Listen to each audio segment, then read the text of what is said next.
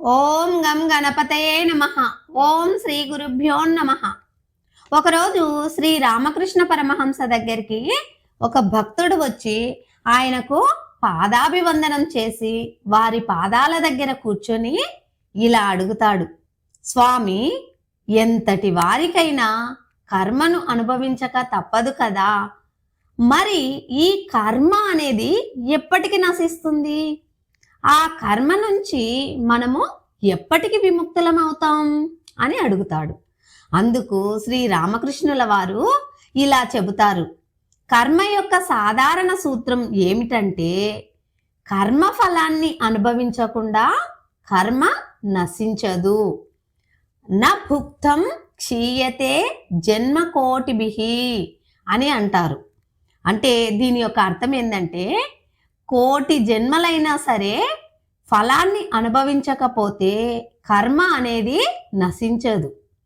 మనం మంచి కర్మ చేసినట్లయితే మంచి ఫలం, అలాగే చెడు కర్మలు చేసినట్లయితే చెడు ఫలం.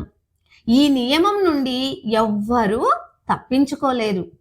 ఎప్పుడైతే ఈ శరీరాన్ని ధరించామో అప్పుడే కర్మతో మరియు కర్మఫలంతో బంధం ఏర్పడినట్టే.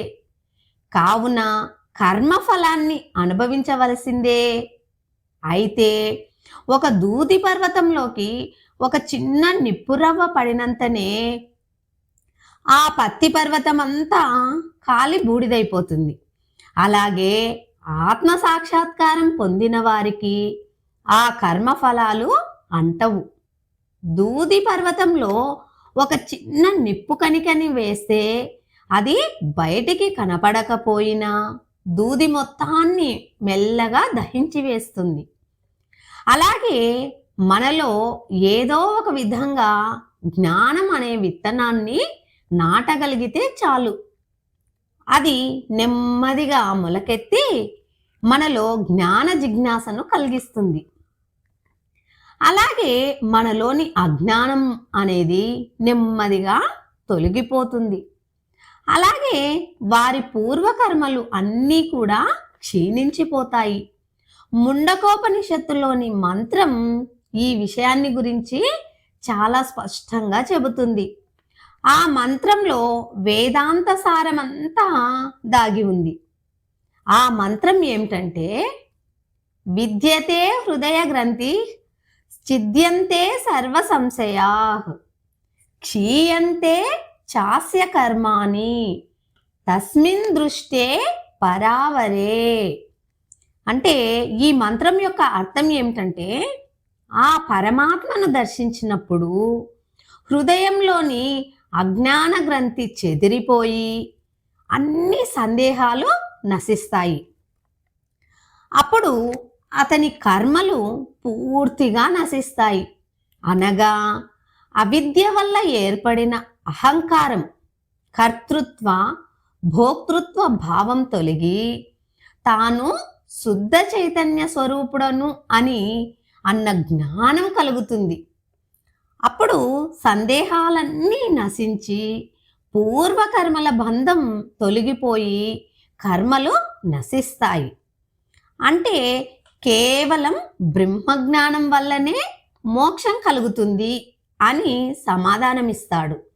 అంతా సావధానంగా విన్న ఆ భక్తుడు మళ్ళీ ఇలా అడుగుతాడు, మరి బ్రహ్మజ్ఞానాన్ని పొందడం ఎలా అని అడుగుతాడు.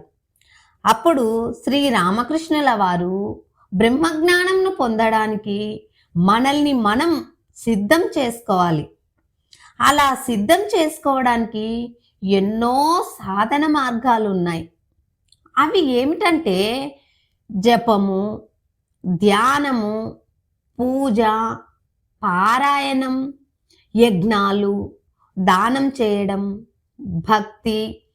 ఇలా ఎవరి స్థాయికి తగ్గట్టు వారు సాధన మార్గాన్ని ఎంచుకొని సాధన చేయాలి.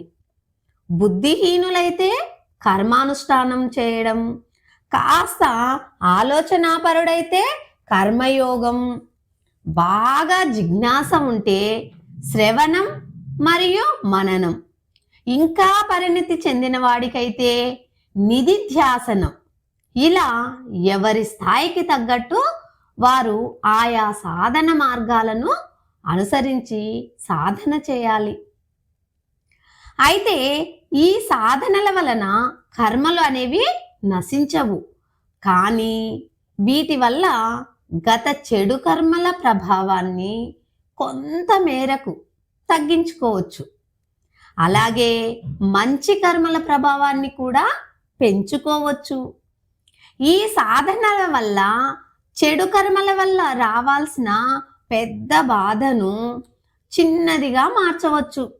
ఉదాహరణకు, కాలుకు కోత పడాల్సి ఉందనుకోండి, ఆ పడాల్సిన సమయంలో కేవలం సూది కుచ్చినంత బాధని మాత్రమే మనం అనుభవిస్తాం. అంటే దాని యొక్క తీవ్రతను చాలా వరకు తగ్గిపోతుంది.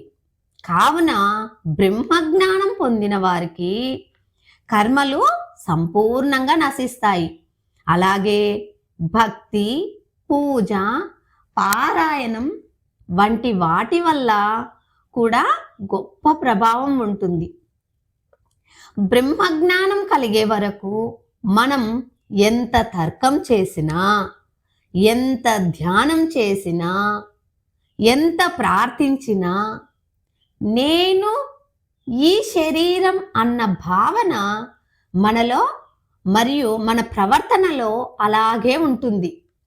కానీ బ్రహ్మజ్ఞానం పొందిన ఆ క్షణంలో నేను ఈ శరీరం అన్న భ్రమ శాశ్వతంగా తొలగిపోతుంది. ఆ క్షణంలో ఎటువంటి సందేహాలు ఉండవు. కేవలం సత్యం మాత్రమే మిగులుతుంది. ఆ క్షణంలో దూది పర్వతం ఒక్క నిప్పురవ్వ వల్ల కాలి బూడిద అయినట్టుగా మన గత కర్మలన్నీ, అది మంచి కానీ చెడు కానీ, అలాగే పాపము కానీ పుణ్యము కానీ అన్నీ నశించిపోతాయి అని శ్రీరామకృష్ణుల వారు చెబుతారు. అప్పుడు శిష్యుడు శ్రీరామకృష్ణుల వారికి మనసులో ధన్యవాదాలు తెలుపుతూ ఆయనకు పాదాభివందనం చేసుకొని వెళ్ళిపోతాడు. అలాగే రామకృష్ణుల వారు సెలవిచ్చిన విధంగా మనం కూడా ఏదో ఒక సాధన మార్గాన్ని అవలంబించి సాధన చేద్దాం. జై శ్రీరామ్.